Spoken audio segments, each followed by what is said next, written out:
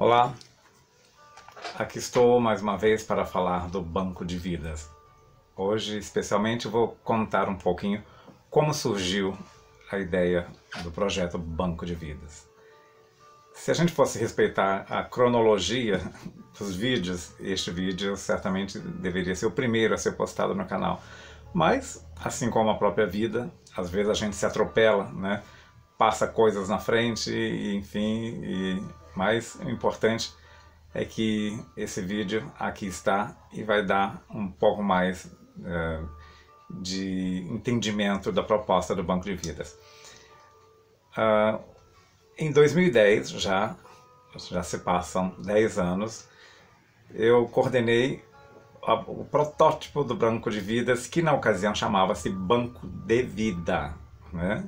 Ainda não tinha o Banco da Vida, não tinha o S ainda, né? Esse protótipo ele aconteceu aqui em Congonhas, em Minas Gerais, minha terra natal. Aliás, fazendo um parêntese, eu insisto sempre em começar o vídeo falando da minha terra natal, de Congonhas, em Minas Gerais, uma cidade histórica, né, onde se encontram aí as grandes obras do grande mestre do Barroco Mineiro, Antônio Francisco Lisboa Aleijadinho. Eu falo isso porque é importante que a gente tomar essa atitude. Já que o Banco de Vidas é um banco de atitudes, a primeira atitude simples e básica é a gente ter o reconhecimento e a memória do local onde a gente vive, né? Eu falo isso especialmente porque muitos congonhenses, assim como muitas pessoas de vários lugares, às vezes não reverenciam a sua localidade como seu berço, né? Como deveriam. E aqui eu já ouvi muitas falas, muitas reclamações, né, de pessoas que dizem que o turismo aqui na nossa cidade não é muito valorizado, que é isso, que é aquilo. Tem mil e umas desculpas para se achar para se poupar mesmo de assumir a responsabilidade de falar sobre a cidade. Enfim, então é importante que a gente comente sobre isso, e Congonhas vai estar sempre de portas abertas para você que ainda não vivenciou a experiência de conhecer o maior conjunto de barroco das Américas. Fechando esse parêntese, né? Meu nome é Kim Cordeiro, e o Banco da Vida, lá em 2010, aconteceu dentro de uma empresa familiar. A minha família é originária daqui da cidade. A minha mãe é paulista, meu pai foi estudar lá, e a minha mãe veio para cá. A cidade não tinha nem luz ainda na ocasião, e aqui ela viveu 56 anos dos seus 78 anos bem vividos. Constitui uma família junto com meu pai. Aqui estão eles dois. Estou colocando aí a foto deles dois, que é a foto que tem na panificadora Santo Afonso até hoje, né? E eu tive a honra, né? Infelizmente a minha mãe era já falecida quando meu pai resolveu escrever este livro, e eu, como produtor cultural, fui editor deste livro. Chama-se Quando os Olhares se Cruzam. Foi um livro que ele vivenciou o seu luto, e contando a história da família, a história da empresa, né? Essa empresa já vai agora para 68 anos de atividade ininterrupta na cidade. São várias gerações. Eu, particularmente, dos 14 filhos, fui o último que nasceu em casa, que na ocasião morávamos no prédio onde funcionava a padaria, e não é exatamente o prédio atual, né? E depois de mim vieram mais 4 filhos, né? Enfim, é uma família grande, temos muita história para contar. E o Banco da Vida, na ocasião, ele estreou dentro da padaria. Na ocasião, era um momento em que muitas cidades estavam pipocando por aí afora, no Brasil inteiro, aquelas leis municipais sobre a restrição do uso da sacola plástica, né, no comércio de modo geral. Então a gente, visualizando este momento, né, eu já tinha aqui esse escritório, né, onde vocês estão olhando. Aqui é o meu escritório, um cantinho da casa. E eu não morava aqui na ocasião, eu estava morando no Rio, onde eu morei 14 anos antes de voltar para cá, né? Mas eu vinha todo mês, né? Cada mês, mês e meio eu vinha visitar meu pai e a fazer assessoria de para alguns artistas, alguns projetos que aqui me contratavam e eu vinha a Congonhas. Então nessa ocasião o Banco da Vida surgiu neste momento dessas leis municipais pipocando por aí afora e sobre o uso da sacola plástica. Então, o que a gente fez? Nós já envolvemos uma cadeia produtiva onde pegamos roupas usadas de empresas e customizamos, fizemos de camisas, fizemos sacolas, né, retornáveis, né? E essas sacolas, à medida que eu vou falando, essas imagens vão aparecendo para vocês. Então, aí vocês vão ver que uma sacolinha, que era uma sacola, que era meia camisa, né? De operário, que essas camisas, essas peças foram lavadas, higienizadas e foram costuradas, né? E elas eram vendidas, na época custava R$ 5 cada sacola, uma coisa, um preço simbólico mesmo. E esse dinheiro a empresa já ia reservando para investir no fundo de vidas do Banco da Vida na ocasião, né? E como é que funcionava? O cliente que comprava a sacola e utilizava essa sacola no balcão, ele pegava o seu produto em papel, né? E em vez de usar sacola plástica, o pão que ele comprava, as iguarias que ele comprava eram colocadas no papel, colocado dentro da sua sacola. E a orientação que a gente dava para essas pessoas era que, já que a sacola era dela, estava higienizada, ela que ia levar para casa, ia coordenar isso, e que ela fosse reciclando esse papel, não jogasse o papel fora, né? E que no dia seguinte ou no outro dia que viesse à loja, trouxesse esse papel e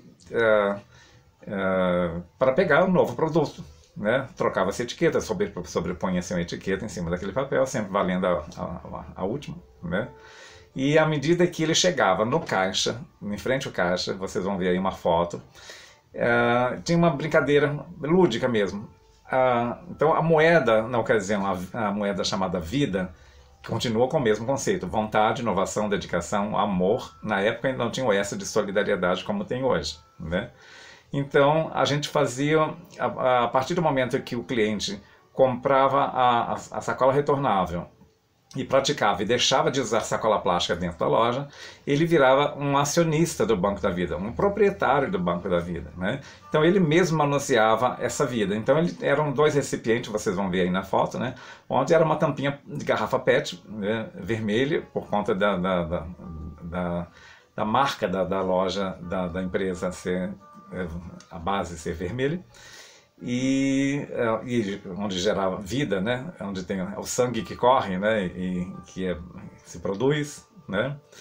Então ele transpunha de um recipiente para outro e a partir do momento que no segundo recipiente juntava cerca de 120 tampinhas, que é o que cabia na ocasião, a empresa, a gente contabilizava isso e ela transformava essa moedinha de plástico em moedas.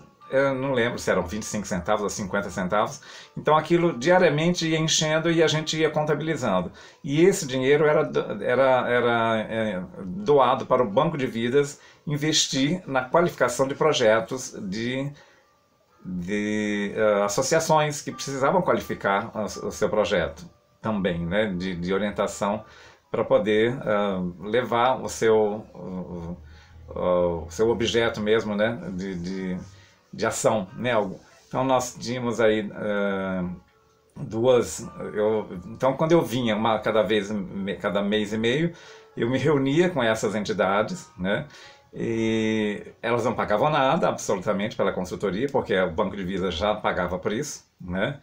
E daí deixava tarefas para que essas representantes da entidade que estavam em reunião comigo fizesse essas tarefas para o mês seguinte, a gente ir avançando em projetos de médio e longo prazo, né, de projetos transformadores. Eu lembro que tinha uma entidade de artesãos, né, já naquela ocasião, e uma entidade chamada CEAMEC, se não me engano, que trabalhava com crianças e adolescentes, né, em vulnerabilidade, né? Então, o Banco da Vida, naquela ocasião, tinha esta configuração, né? E assim foi durante um bom tempo, né? Durou esse plano piloto aí durou cerca de 8 meses, se não me engano, né? A gente avançou em algumas coisas, mas por motivos pessoais, não podendo vir mais ao Rio e também a empresa teve seus problemas operacionais. Porque é muito curioso, nós temos uma grande demanda que é o seguinte: às vezes é mais importante você estar preparado para o sucesso do que para o não sucesso. Não vou nem dizer fracasso, que no fracasso é muito pejorativo, né?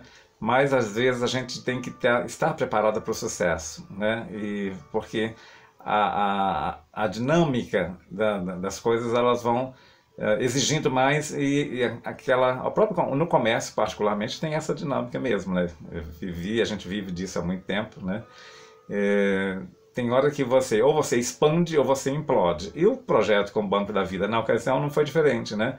Então ele começou a exigir mais de toda. Nós não estávamos preparados para a necessidade do projeto. Ele foi naturalmente avançando e pedindo mais respostas, a gente não conseguiu dar naquela época. Porém, não paramos por aí, né? Eu recolhi todas as experiências, né? A gente veio trabalhando nisso há algum tempo, e em 2016 eu retomei, continuei estudando, fazendo experiências apresentando essa proposta, conversando com pessoas do terceiro setor, né, outras experiências em outros lugares. E em 2016 eu retomei para valer a história do Banco da Vida. E naquela ocasião o Banco da Vida ele tinha esta logomarca aí, que é uma arvorezinha, né? Foi feita pela minha querida sobrinha, que é designer, que é programadora visual também, né? Além de outros talentos múltiplos que ela tem, a Bárbara Vartoli, Bárbara Cordeiro Vartoli.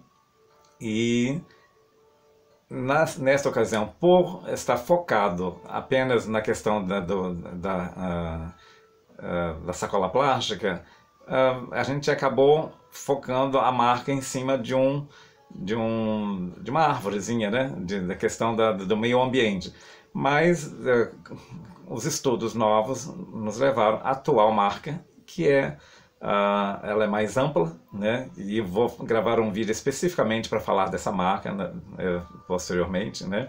Que é o Banco de Vidas. Já não é mais aquela árvorezinha restrita à questão ambiental, mas é uma rede inacabada, onde tem aí todas as multiplicidades também da questão cultural, ambiental, social e financeira também, né? E, enfim, o Banco de Vidas, esses vídeos todos que eu venho gravando, e o próximo vídeo particularmente, esse é uma preparação para o próximo vídeo que já está engendrado, já está estudado. A gente já vai começar a falar sobre a cadeia produtiva da segunda linha de crédito, que é a valorização das moedas, da valorização das economias criativa, colaborativa e solidária, né? Os primeiros vídeos foram focados na primeira linha de crédito, que é o estímulo ao voluntariado. Foi daí que surgiu a questão da colagem. Volto a insistir o seguinte: o Banco de Vidas não é um canal de artesanato, não é um canal de colagens. A colagem foi a materialização, é mais uma metáfora, né? Para mostrar que, além da oportunidade de pessoas também aprenderem essa atividade e poderem utilizar neste período de pandemia, né, como uma atividade mesmo lúdica, descobrir até talentos que tenham, dada as possibilidades que você tem dentro de casa, papel, cola e tesoura, que são coisas muito simples de se encontrar por aí, né? E resultou numa colagem. E no próximo vídeo a gente já vai saltar da questão da colagem realizada para a manufatura de objetos decorativos e utilitários, envolvendo mais pessoas, mais uma cadeia produtiva dessa economia solidária também. Mas a gente vai falar disso num outro vídeo, certo? Então, o que eu queria dizer é o seguinte: o Banco da Vida foi um sucesso. Naquela ocasião ainda estávamos num período ainda mais analógico, né? 2010 a internet já existia, enfim, mas não era ainda essa potência e esse vigor e essas facilidades que temos hoje, né? E essas necessidades com tantas redes sociais, com tantos mecanismos, né? De interação entre essas redes também, né? E aí, então, ainda tinha uma estrutura analógica ainda. Agora, o banco de vidas atualmente já tem este canal, temos o site, temos, né, e o domínio, né, na internet, que vai poder nos dar essa possibilidade de expansão também em larga escala, né? E daí nós temos uma possibilidade também de fazer com que mais pessoas de outras localidades, enquanto a gente experimenta as nossas realidades aqui na localidade de Congonhas, né? Toda essa metodologia, a gente já está num outro patamar, abrindo esse processo criativo, abrindo toda essa experiência para que outras pessoas também que queiram vivenciar conosco esta experiência possam fazê-lo, né, paralelamente, simultaneamente, né, ou posteriormente a que a gente venha experimentar por aqui, né. Então, o que eu queria dizer hoje é exatamente isso. O Banco de Vidas ganhou a letra S, né? Antes era vontade, inovação, dedicação, amor, ganhou a letra S de solidariedade, né?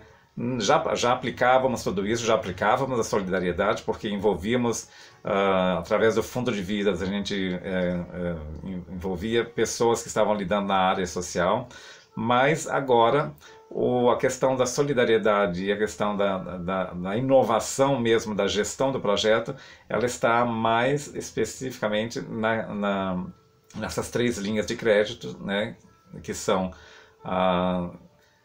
estímulo ao voluntariado, a valorização das economias criativa, colaborativa e solidária e a reflexão sobre o consumo suficiente. Então, nós pretendemos, tão logo seja possível, retomar os encontros presenciais e organizar conselhos, né? O Banco de Vidas não tem todas as respostas.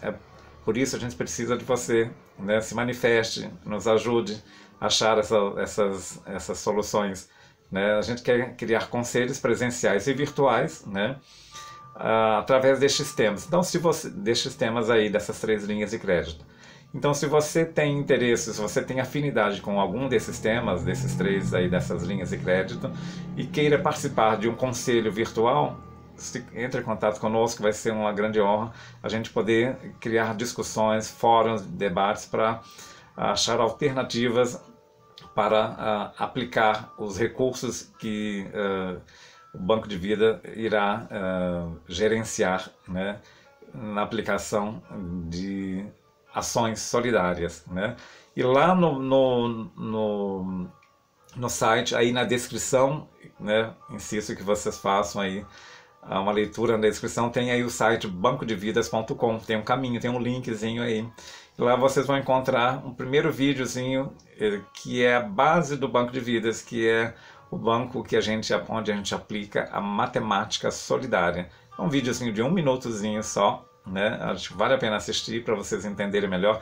Lá também tem um questionário, tem um breve formulário, onde vocês possam se manifestar sobre essas linhas de crédito e sobre as atitudes que eventualmente vocês gostariam, com as quais vocês gostariam de colaborar, né?